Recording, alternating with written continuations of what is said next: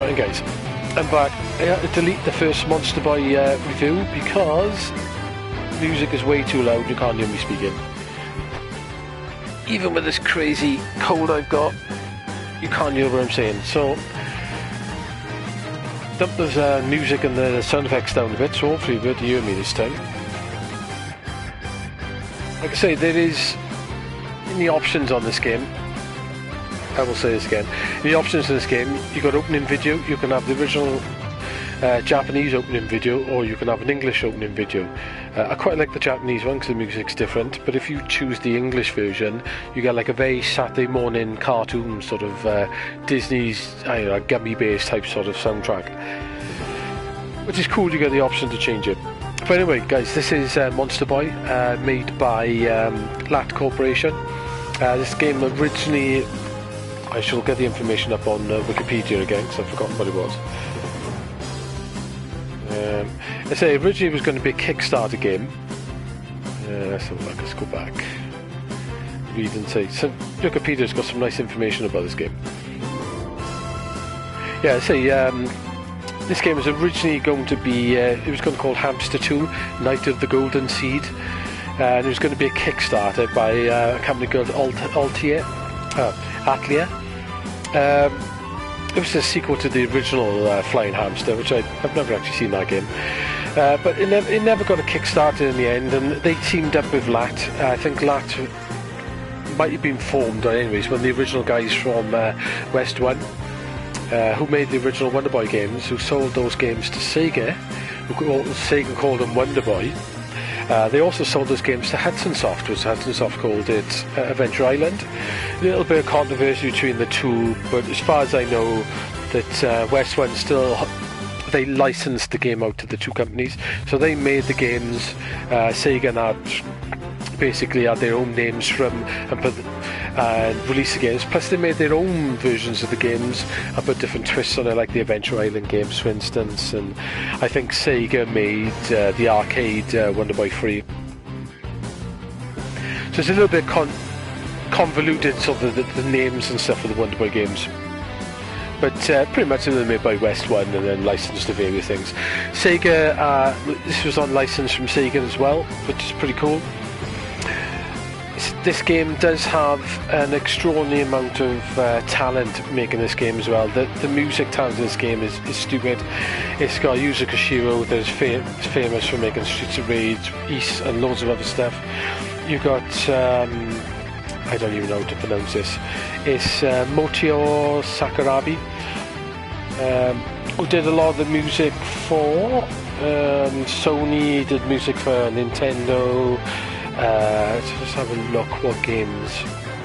I'm looking this up on Wikipedia. Did games for the Tales series, did games for Star Ocean, Valkyrie Profile, and various other games. Try Crescendo. You got Michiru Yamane, lady who's pretty much did a lot of, she worked for Nintendo. Not Nintendo, sorry, Konami. She did a lot of the music for, she had a hand in the music anyway, for some of the Konami Kakuara Club, which is like the in-house band. They did for Kings Valley, they did music for Track Field, Nemesis, Twinbee, various other things. Plus there was two other guys as well. So the music in this game took 2 years to make. And I will say off now, the music in this game is fantastic. It is a real homage to the original music. There's a lot of remix of tunes. I say talent in the graphics and department in this game, pretty amazing. It's a stunning looking game. So, I'm going to continue. I don't know where I ended up off the last video I did, but I think I'll warp straight back to the original starting area of the game.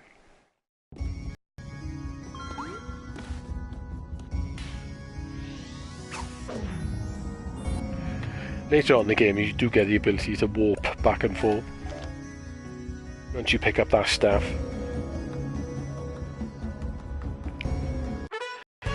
So guys, this is the original area of the game with the original Wonderboy music playing. or music from Wonderboy 2 Monster Land anyway. So you start off as the Wonderboy character. I'm going to use the original sword. You start off as the Wonderboy character. You can pretty much attack, down attack, you can jump attack as well. He does a nice little turn, a nice little slide when he wants to turn fast. The graphics in this game are fantastically drawn. The animation on the main character is amazing. All the main characters look very good, and they do, if you leave them for a while, they do like a silly animation. The backgrounds, you've got the foreground and the background, so it gives a lot of a depth of there's a lot more depth to the picture. When you walk past things, you see over there, you get the little things like they react to as you're walking past them. You get the little wisps of sort of leaves and that flying around. Attention to detail in this is pretty stunning. You can swim in water. Plus, later on, if you get the pig, he's heavy, so he sinks in water, but he can drown. There's lots of places to go in this game, so I'm going to change back to another character. This game is pretty much a Metroidvania game, or a Monster Mania game. As I mean with that, it's a mix between Metroid and Castlevania, hence the huge map and plenty of places to explore. I am literally there at the moment on the map, and you zoom out to all of that. Levels are separated out into different places. If you press the button, it tells you where they are.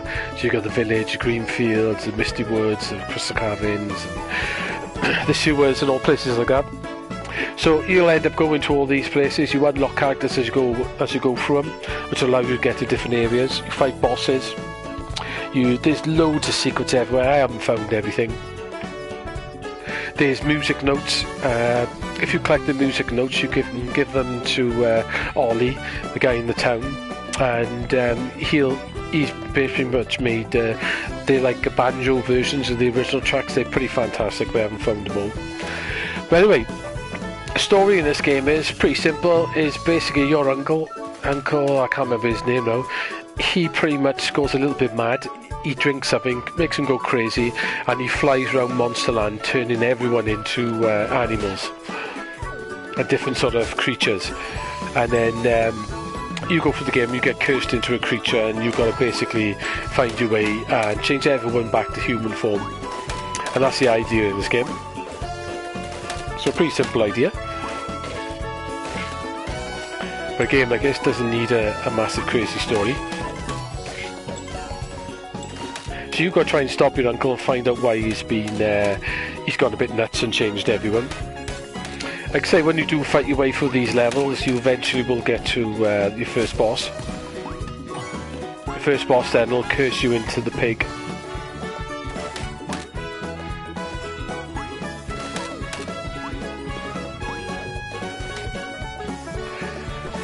The first boss is pretty much in here. You go in here, you fight your first boss by here, and then you fall down through. You don't get double jump straight away. This game does have a lot of items you collect. Various items will give you different skills as you go on, like the double jump. Shields will do different things.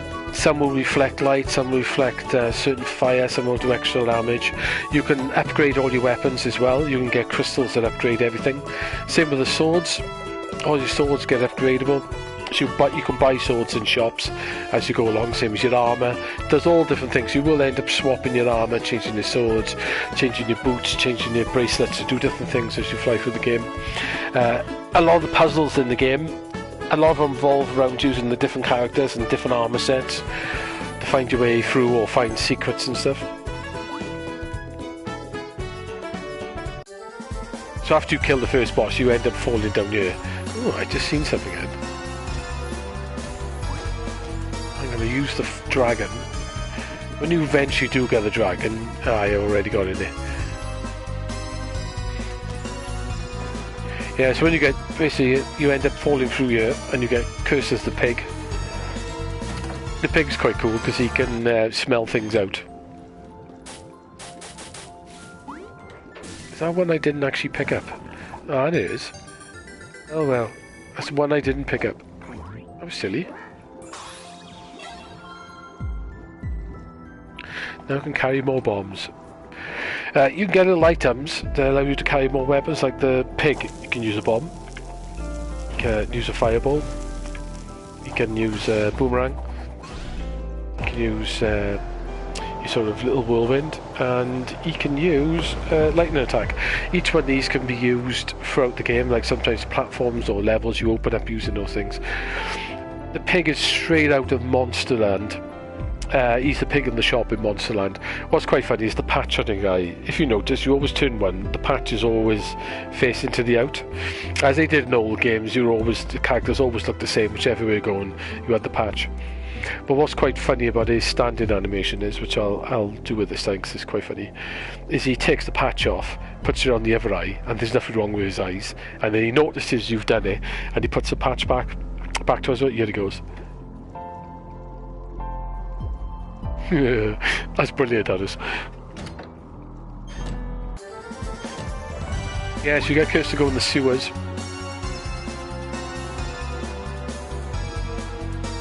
It's quite funny when you get here as well, because he's a pig. He gets down to it and he says, he goes, my God, this place smells amazing.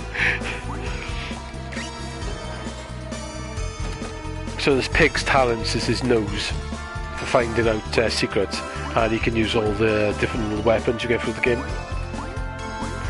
This game as well plays fantastic. It's like Wonderboy 3, the Dragon's Curse, the Dragon's Trap, that came out. The remake of that is brilliant as well. Looks fantastic. But the old game did have it was a little bit slidey, the old game, but this game's not like that. It's got really nice tight controls.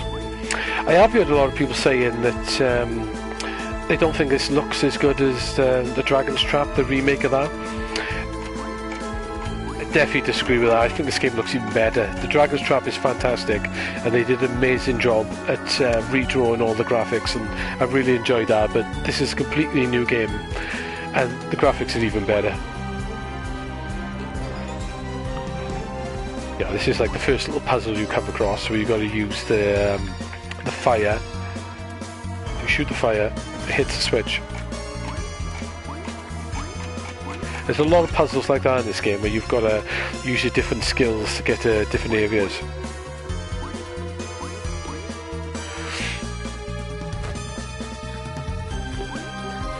This is bum attack. Quite funny, I like his lie down.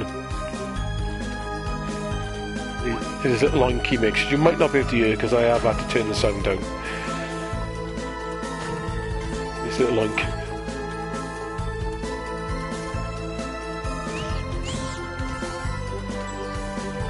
But what I'm going to do is, I'm going to show you a few different areas in this game. I don't want to show you too much of this game, mind. I want you to go off and play this on your own. So eventually, once you get a teleport rod, you can open up teleports, which will take you to the teleport stations all around this game. It's various all over the place. Get to the different levels. So I'm going to take you to the town right in the middle.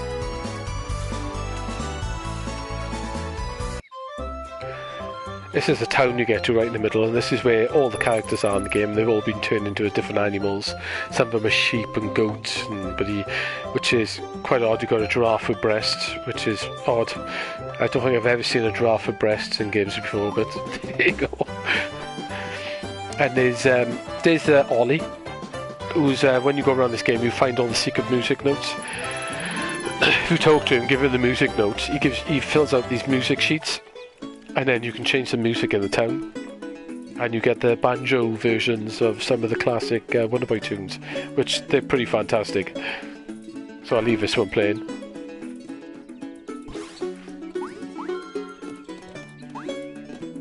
What I liked about this as well, on the church bit in here, you have a look at the stained glass windows, and you've got the original Wonderboy. You've got the one from Wonderboy Monsterland. You've got the one from the game, well, Wonderboy 4, which I can't remember what it's called, and you've got Asher from the last Mega Drive Wonderboy game they did. That's a really good game as well, that is. What's it called? Wonderboy Monster... I can't remember the exact name of it now, but it's the last Wonderboy game they did.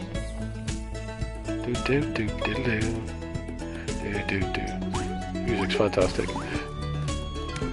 Just the graphics in this, just the sheer length of level of depth they're going on. You've got like you've got like 2 foreground levels. You've got a couple of layers in the background as well, and when you're going past it, they're all scrolling. Just makes this game look pretty fantastic.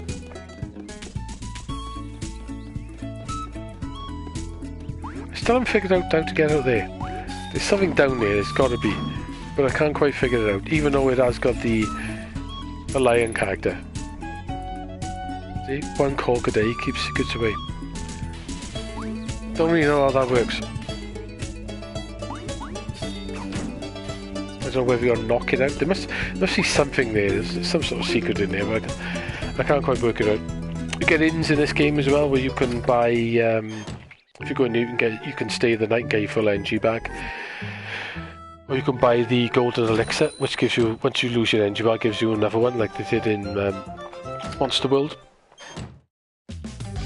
This is where you can buy your items. That's the only item I haven't bought yet. You need 1,000 gold for that. I will come and get that at some point. And the blacksmith here, this is where you can upgrade some of your weapons as well. Pretty much all the weapons, armour, they usually got 1 or 2 upgrades. You've got to collect crystals to do it.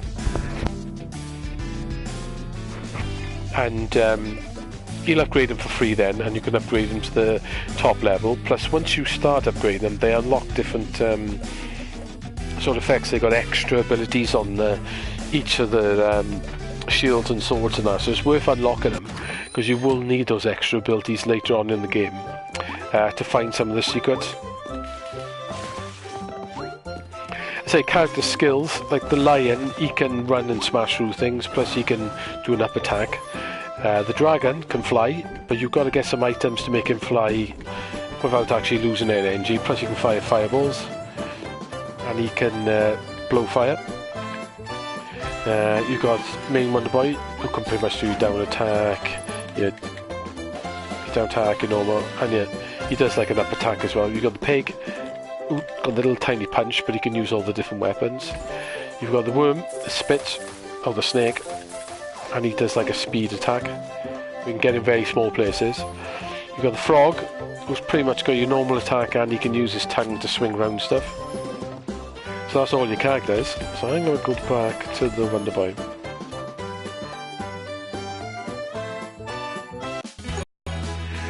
This is pretty much the second area you'll hit in this game.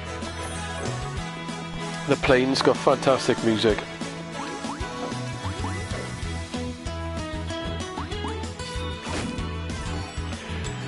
The idea, the best armor you can get in this game is the golden armor, which I've got. You've got to find loads of pieces for it. It's tricky, you all got 5 pieces each. You've got to go around the world map and find them. They're in hard to find places. A lot usually involves some sort of puzzle to get them. But you bring them to the blacksmith in the woods, and he'll nice reflex.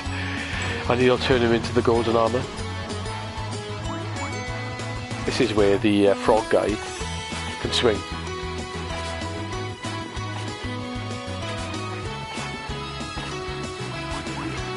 Frog guy's pretty cool.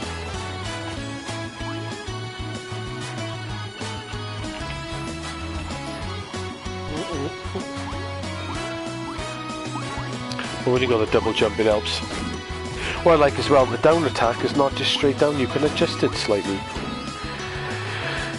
So if you're slightly off, you can move it, which is quite a nice little touch.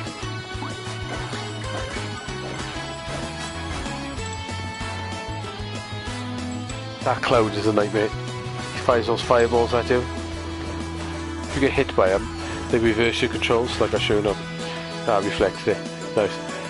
Yeah, they reverse your controls.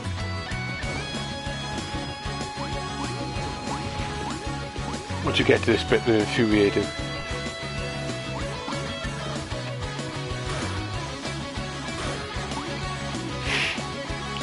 So you normally couldn't get over here straight away, so you'd have to go down and around. Poison, this is where you need the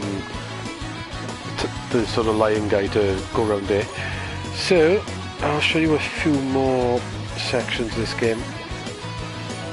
Like I said, I'm not going to show you too much. I want to go off and discover it yourself. I'll show you one more area, I think.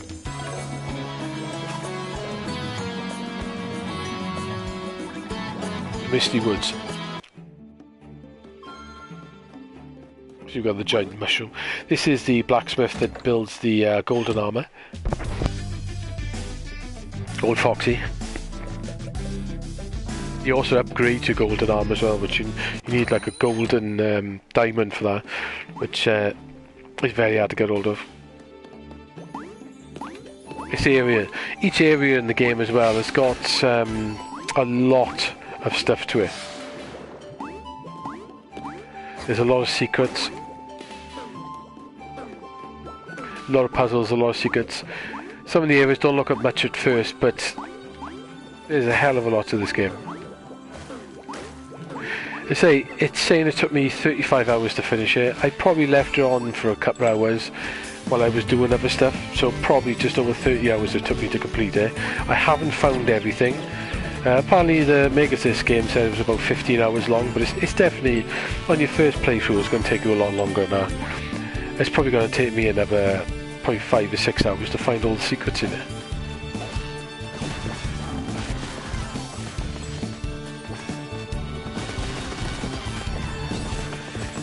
That's what the lion's good handy for this type of stuff.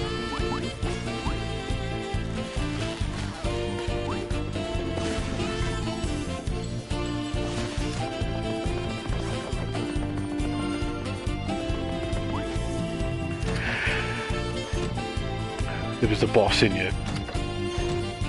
Might be a giant mushroom, like the mushroom out of Monsterland. And if you use the secrets in here as well, if you use the pig, you sniff, you get platforms, and this is where you would have to use that to get up the platforms. So you would have to hit him. So you go up like this, and you'd have to wait for the platform to turn.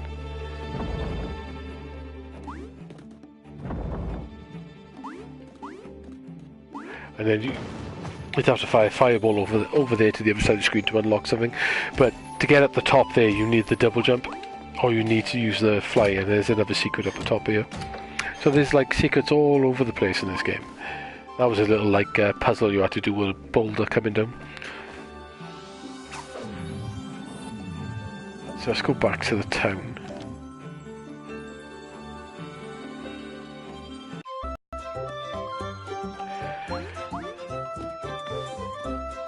Speak to Ollie, and let's play Danger Zone.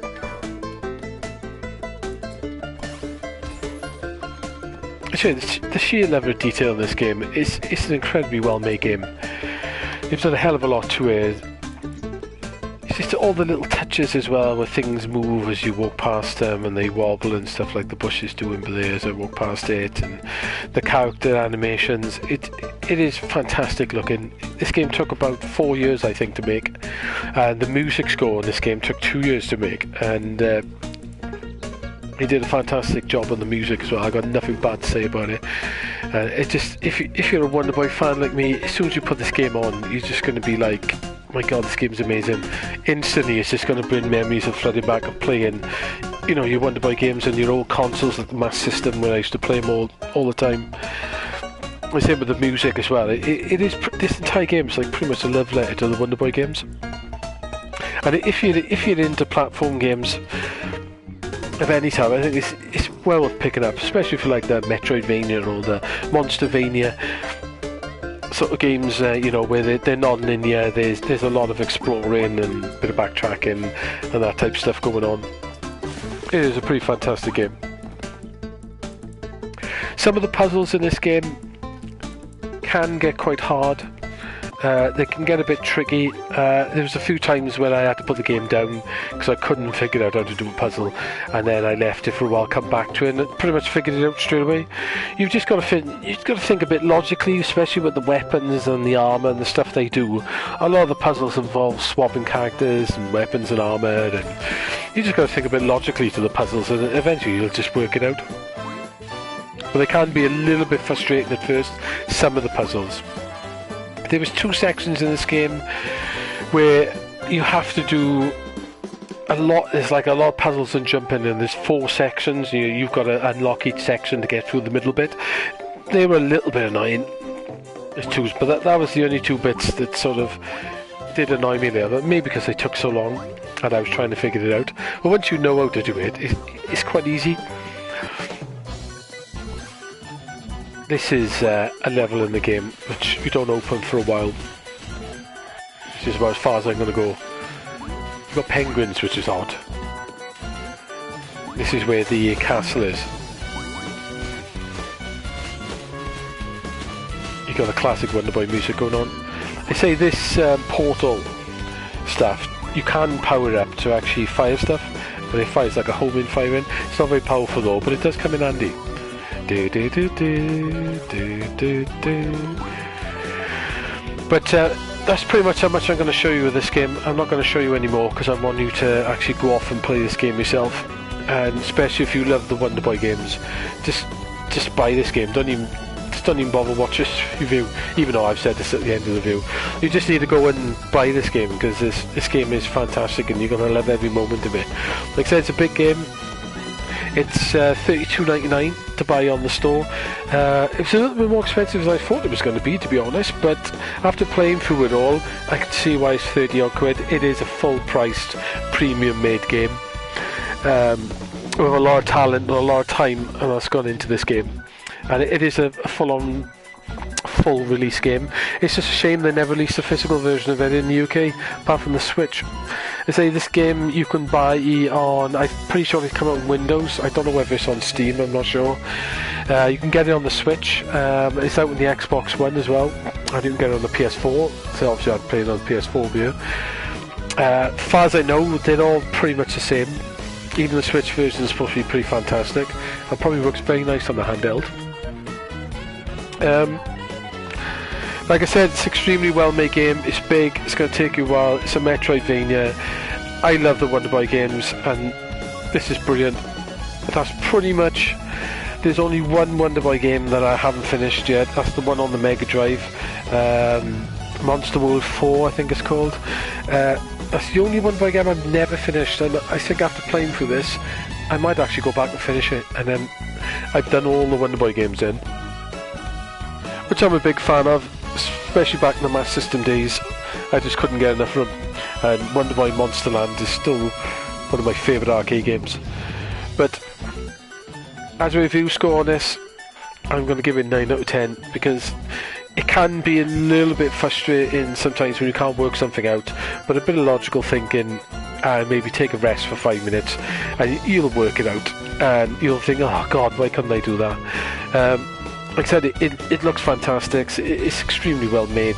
It's got fantastic graphics on it. The musical score on this game is amazing to the point I wouldn't mind the music CD. I'll have to find out whether there is a music CD because music is amazing. Plays fantastic, and it's Wonderboy. It is literally just Wonderboy. So I'm going to give it 9 out of 10, guys, and I highly recommend picking it up, especially over Christmas. Like I said, I didn't chuck this review out when it first came out because I wanted to actually play through the entire game, experience it all and finish it myself first before reviewing it. And I'm glad I did, and I am going to go back and try and find all the rest of the secrets in this game, and it becomes even more fun when you start unlocking the other characters, and you can find different ways of getting through the levels, and it makes the game a lot quicker to get through as well because the game's quite big if you're just running from one point to the next point. But yeah, 9 out of 10, guys. Hopefully you enjoyed the review, and hopefully you can hear my voice on this one once it gets uploaded to YouTube. So see you soon. Ta-da.